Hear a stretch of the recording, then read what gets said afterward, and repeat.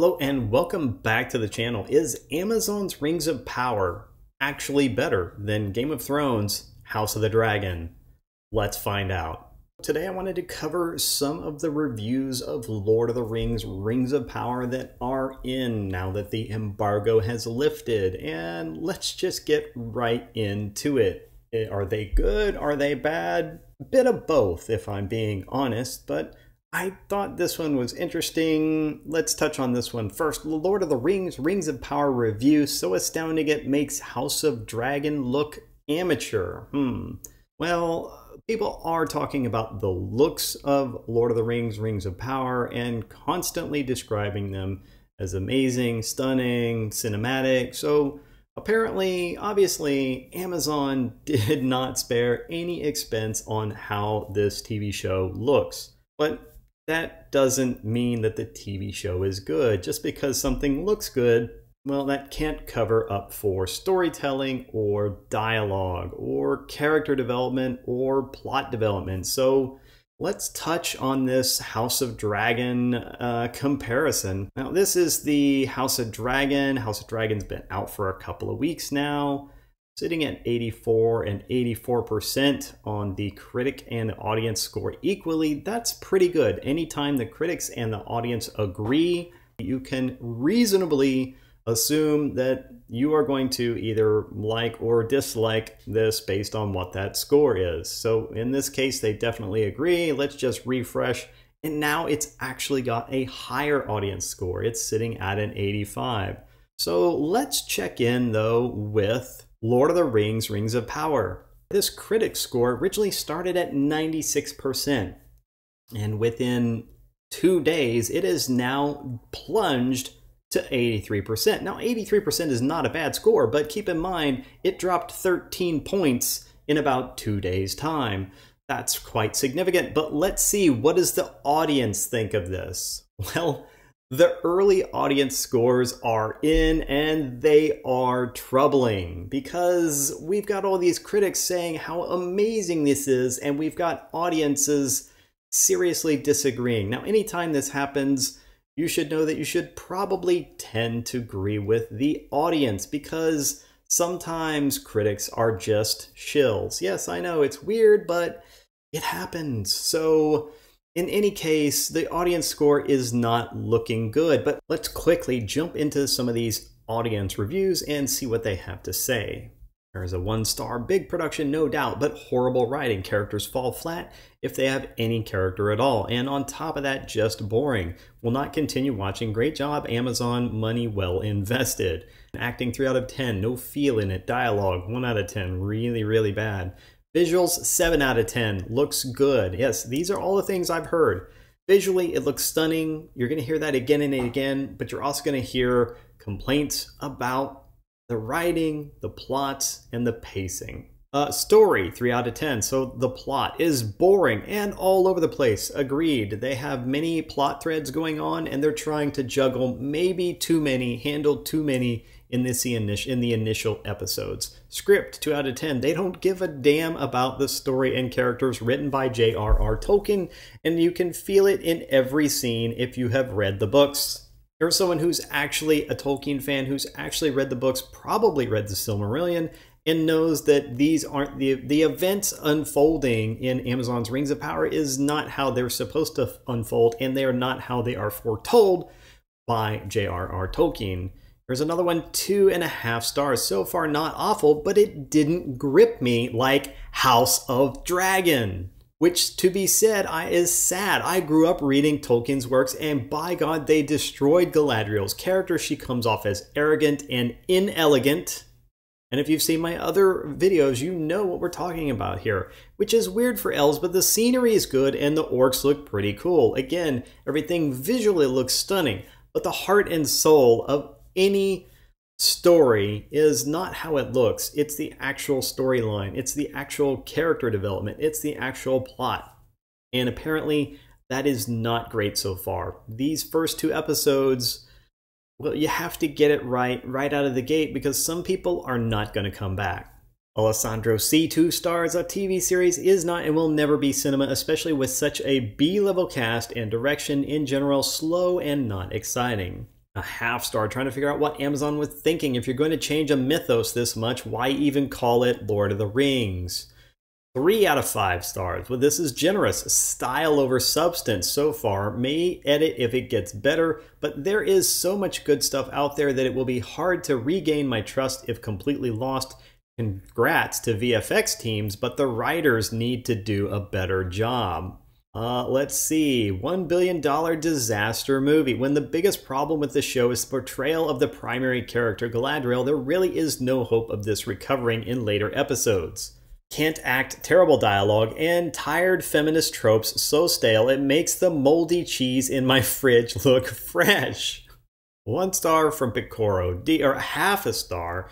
Should have spent more money on writers, costume design, and overworld immersion tools, and less on just visuals. The show is boring and not engaging, and miles away from Tolkien's literary works.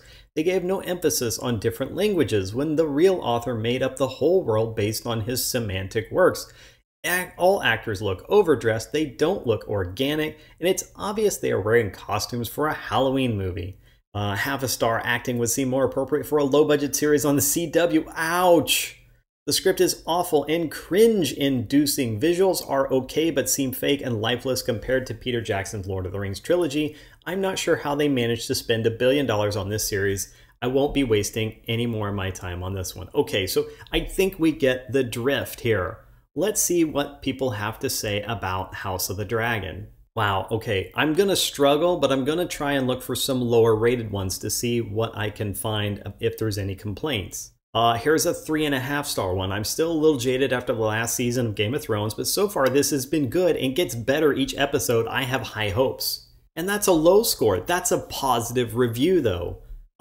Another one, 3.5 stars. If this continues the same, it will be a good series. I'm not even reading the good ones, okay? I am being 100% biased. I'm trying to show the worst views and what they're saying about Amazon's Rings of Power and what they're saying about the Game of Thrones House of the Dragon. Half a star, better than Rings of Power for right out of the gate, in that it has a better story instead of just pretty CGI. Yet it's still somehow boring, even with dragons looking menacingly at people. Okay, this person didn't like it, but a lot of people did. But right out of the gate, they said, I'm giving this a half a star, and it's still better than the Rings of Power. It has a better story.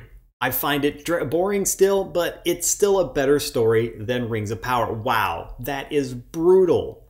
3 star. Oh, that one's in German. I'm not going to be able to read that one, sorry. 3.5 stars. They really capture the essence of Game of Thrones, but with their own soul. At least in these initial episodes, they have been amazing. But as Game of Thrones has taught us, patience is rewarded with incredible chapters when they have already structured the characters well. And again, that's a 3.5 out of 5. So that's a good rating. That's an average. That's a 75%. I'm actually struggling to find a lot of negative reviews here. This one just says this is even bad. This is bad even by Game of Thrones season 8 standards. So someone didn't really like it. It didn't really tell us why though. So let's see if we can get some more details here. Cheap props, carriages look like they were made out of aluminum foil. Okay, that's a legitimate complaint. 1 star though.